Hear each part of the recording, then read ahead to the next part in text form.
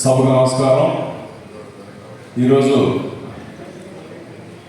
సన్మాన గ్రహీత పెద్దలు గౌరవనీయులు పూజ్యులు ఎన్టీ వెంకటేశ్వర గారు, అలాగే ఒక మంచి మనిషికి ఇంతటి గొప్ప సన్మానం చేస్తున్నటువంటి వైఎస్ఆర్ మిత్రులందరికీ, ఈ కార్యక్రమానికి ఇచ్చేసినటువంటి పెద్దలందరికీ హృదయపూర్వక నమస్కారాలు. చాలా సంతోషం. మన మండలంలో అందరికీ పెద్ద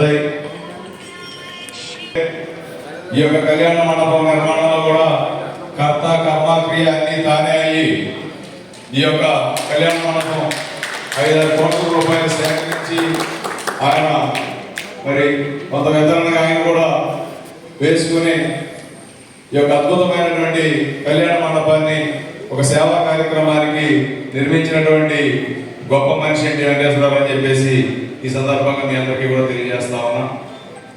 అంతేకాకుండా మరి మండలంలో ఇటు రాజకీయంగా కానివ్వండి, రాజకీయేతర కార్యక్రమాల్లో కానివ్వండి, అన్నింటిలోనూ మరి ఏ యొక్క సమస్య వచ్చినా, ఎక్కడ ఏ సమస్య వచ్చినా, ఏ గ్రామంలో ఏ సమస్య వచ్చినా అన్నింటిలోనూ దాని ముందుండి ఆ సమస్యను పరిష్కరించడంలో, అక్కడ ఉన్నటువంటి ఇబ్బందులు తొలగించడంలో, ముందుండడంలో మేము ఎప్పటి నుంచో చూస్తూ ఉన్నాం.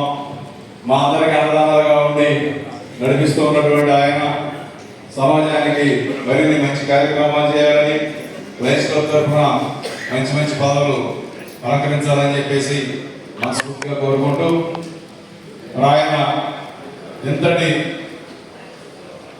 డాక్టరేట్ అంటే వాళ్ళ సామాన్యమైన విషయం కాదు.